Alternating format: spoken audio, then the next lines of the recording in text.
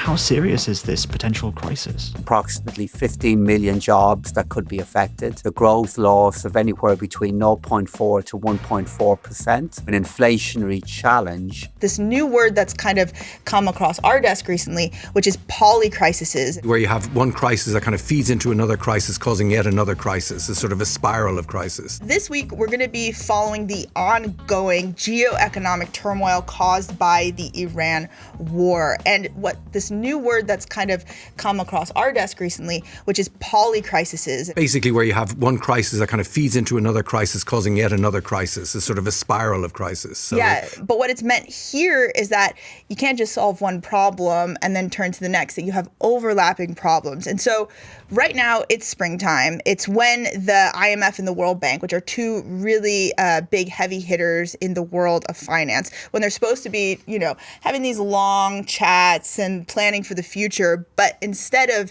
talking about what they wanted to be talking about at their spring meeting, they're actually worried about not only the crises that we have in front of us, the polycrisis, but the polycrises that are coming around the corner. So DIP co-host Daniel Winter, our good friend, he recently had a chat with the managing director of the World Bank, who told us that the Iran conflict is serious, but we can't let it be a distraction from the major long-term crises that are just around the corner. For example, this jobs crisis, you have about 1 billion people looking to enter the workforce, but there's only going to be 400 million jobs available.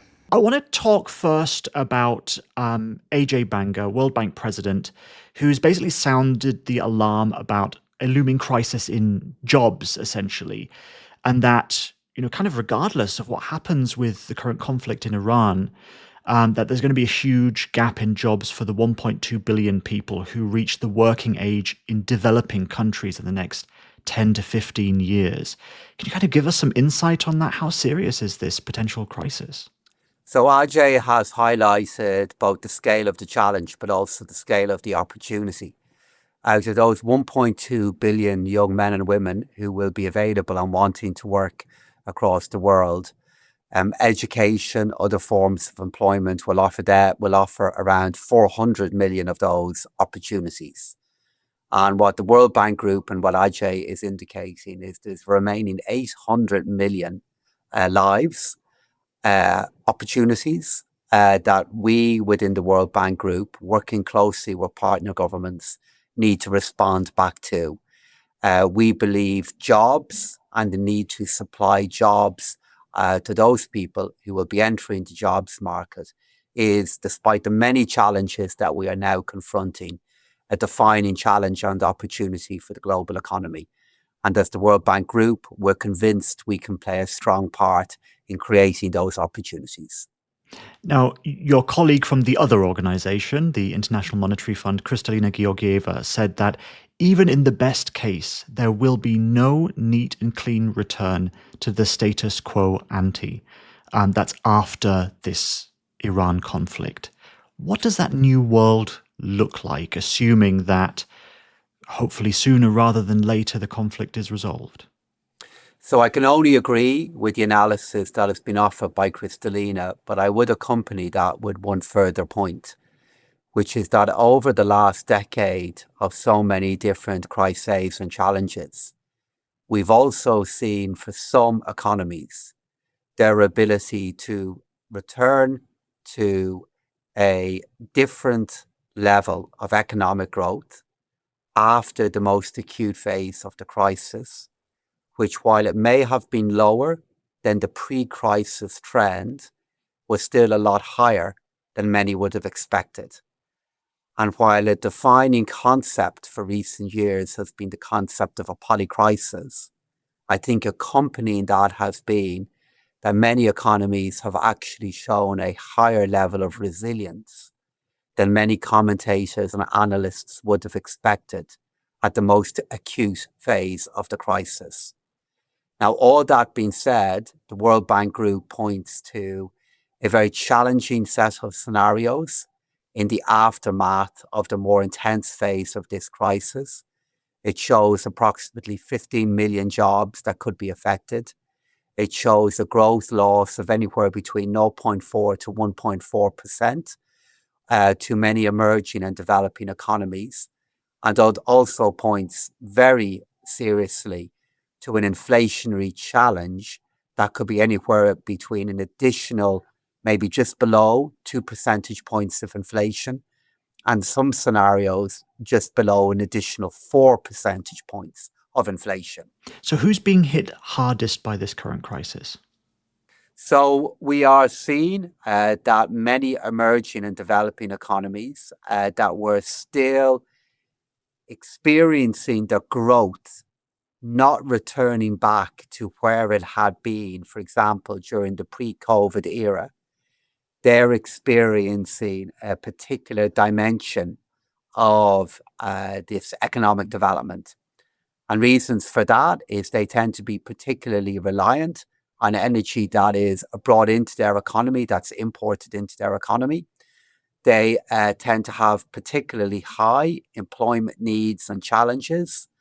And we're very focused on what those issues will be. So, for example, later on in the day, and just to bring this to life to your listeners, I know you'll be familiar with it, we'll be meeting with many of the economies in Africa and Asia that are affected by this in the G20 meeting, which again, I know you'll be familiar with, which is a very broadly, globally representative group of the biggest economies across the world. Even though some of these economies are really big, they're still feeling the effect of the energy shock that we now can see taking hold. And what we'll be doing is partnering with those economies to keep the focus on jobs, but to look at what we can do from a financing and policy advice perspective to ensure the World Bank Group is a really good partner for these economies and for their people at this demanding time. So, what practically is the World Bank doing? What help are you offering to client countries? Have any of them asked for specific aid at this point? So that assistance would look like two different things.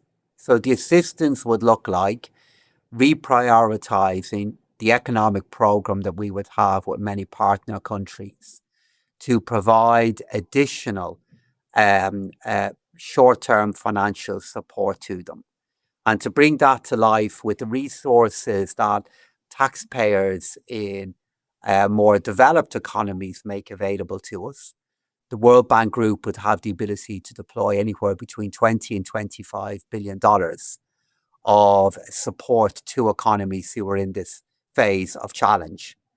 But we have to accompany that then with policy advice regarding what we believe are the best kind of measures that can make a difference in the short term, and critically keeping an eye on the medium to long term.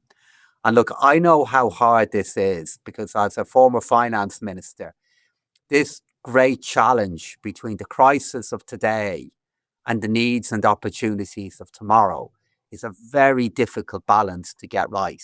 So there's a pressure on policymakers not to overreact as well as not to underreact, and it's hard to find that balance, I imagine. And you mentioned previous crises as well. I mean, you've held leadership positions through things like Brexit, which of course affected Ireland's economic relations, COVID-19, the post-invasion energy shock after Russia invaded Ukraine.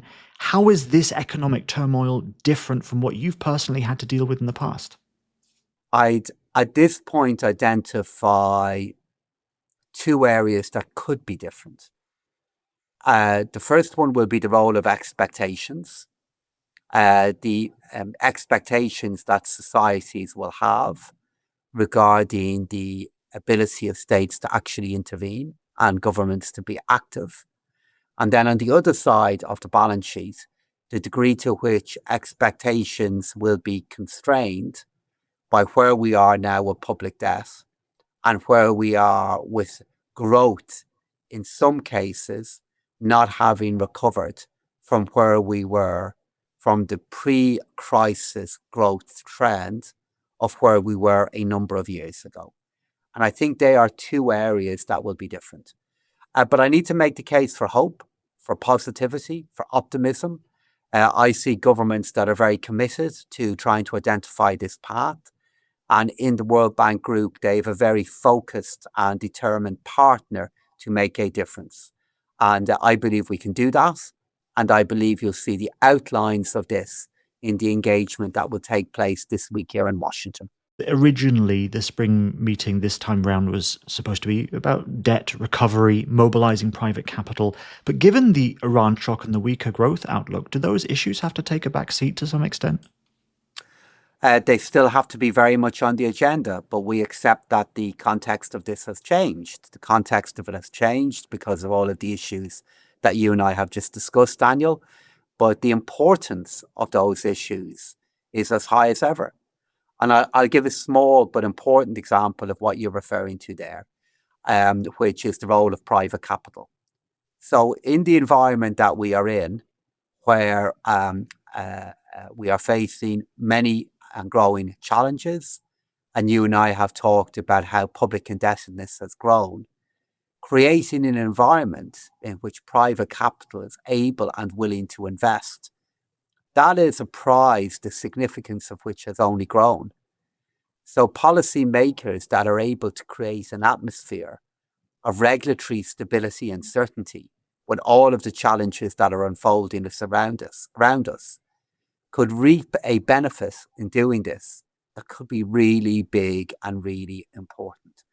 And that is why today, despite all that is going on, we will be refocusing in on the prize that can be reaped from creating a stable and business-friendly regulatory environment and what that can do with regard to jobs. So we'll be keeping our eye on that prize. And if anything, the necessity of doing it has grown. But I think some people might still be a little bit skeptical because the bank does talk a lot about jobs and private sector mobilization. But in a world of higher inflation, tighter financing, the war-driven uncertainty, as we mentioned, is private capital really still coming, or does the public balance sheet have to do more of the heavy lifting? So we accept the public balance sheet will be playing a key role. And in addition to the focus that we have on policy stability and regulatory certainty, we are making the case for foundational infrastructure and the work that the state and government and the public sector can only do. So we acknowledge it. But an antidote to uncertainty is policy that can create certainty. And we accept that it's even more challenging to do it, but we would make the case that the policy benefit from doing it and the economic gains from doing it are as high as ever. And I do think that policymakers within governments look to the World Bank Group to be able to make the case for what can make a difference in the longer run. And that, Daniel, is what we'll be doing today.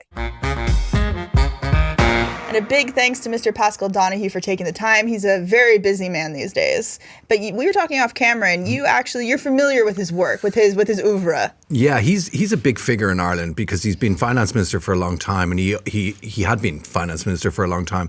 He oversaw a period of great expansion and economic growth in Ireland. So, and he seems to have been popular across the parties there. So, he's sort of an interesting figure. He's very calm and he's very quiet, and I think that's so. In a country, Ireland, people can be the opposite of that. You said it, not me. So he's basically, he's made a good impression. Okay, all right. And we had some impressions from listening along to this interview. And one thing that stuck out to me, and maybe this vibes with what you were saying, was he does seem optimistic, right? He was talking about, the economic effects of this phase of the intensity. This intensity of this phase was kind of how he was saying it, which, later on when he was saying that he's got quite an optimistic take, made it seem like he thinks that this will be over at some point kind of quickly. But for me, whether this is the peak of intensity, that's a bit of an open question. Yeah, I think it was interesting because this week I was talking to the IMF, and which is, now the World Bank does the big problems. No, the World Bank does the long-term problems, and they build dams and infrastructure projects and that. Whereas the IMF does more things like it takes more sort of a short-term approach. It tries to solve immediate problems. Yeah, I remember when the Sri Lankan government a few years ago was having problems and needed bailout funds, the IMF, I believe, was the organization that was there with the money right away. That's right. And so, they take a similar view. I mean, the fact that they're all together in Washington at this spring meeting, and they're dealing with different aspects of things. And so I think, in response to your question, I think they do take, they also see things through a very serious prism. I mean, these are real problems. One thing that was really interesting talking to the IMF, and I think this goes back to the Polycrisis. One of the effects of the Polycrisis means that it's so hard to predict anything.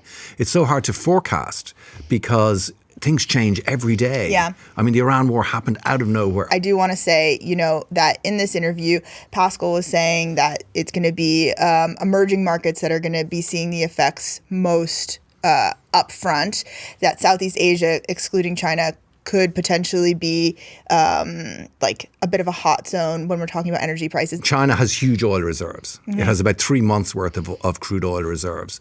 But that's there for the military. That's not there for your average consumer. And their gas prices have gone up by 12%, which is considerable. So you can see that because obviously we talk about Southeast Asia suffering, excluding China, but it will also spill over into China because China is now effectively a developed economy. So it's going to have repercussions globally. Yeah, this idea that these high prices could become permanent was something that I've also been reading. This idea that like when things look stormy ahead for oil refiners or producers or however you're getting energy to where it needs to be consumed, that prices go up very quickly and then they come down quite slowly. So the higher they go right now, the longer the effects are going to be. But then there's also the risk of, we see inflation all around us all the time. Everyone was hoping that prices would come down after the pandemic, and honestly, that hasn't really happened. No, they stay higher because presumably, ideally, I suppose, that wages would have increased to cover some of it, or and also producers always take the opportunity to whack on a bit extra for themselves, and they're very they don't really see why they should cut their prices when, unless there's obviously competitive reasons and things like that. But generally you find that prices don't go back to the way they were. Yeah, I was looking when I was a local reporter back in Boston in the U.S. a while ago.